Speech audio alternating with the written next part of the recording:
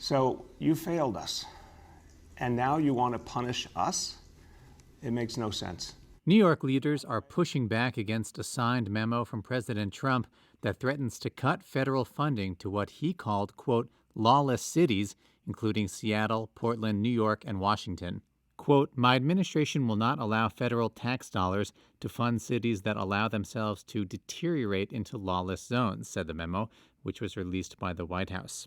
The memo instructs Attorney General William Barr to develop a list of, quote, anarchist jurisdictions that, quote, permitted violence and the destruction of property to persist and have refused to undertake reasonable measures to restore order. New York Governor Andrew Cuomo said on Twitter that Trump's threat was, quote, an illegal stunt, and that the president was trying to cut off funding that states and cities must receive to recover from the coronavirus pandemic.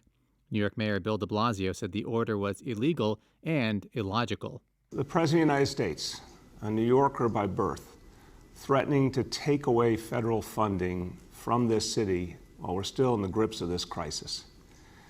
It just makes no sense. It's a time when we should be seeing solidarity with New York City, support for New York City, understanding for New York City, and we're seeing the opposite. Patrick J. Foy, chairman and CEO of the Metropolitan Transportation Authority, which runs the subways in New York, said with ridership still anemic, the MTA needs that federal funding to survive. So from a ridership decline and a revenue decline, this is way worse than the Great Depression. And not only does investment in the MTA benefit New York City, the New York City business community, New York State, and the tri-state region, but it also benefits the national interest. It's in the national government's interest to fund this because of the importance of New York and the importance of the MTA to New York. Not mincing words, the governor told reporters late Wednesday that Trump, quote, better have an army if he thinks he's going to walk down the streets in New York. On Twitter, Cuomo added that Trump, quote, is not a king. He cannot defund NYC.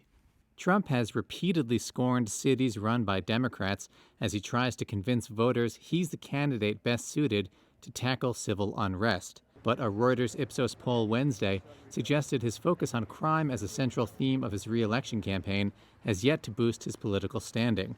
That poll showed that 40% of registered voters nationwide support Trump, compared with 47% who said they will vote for Biden.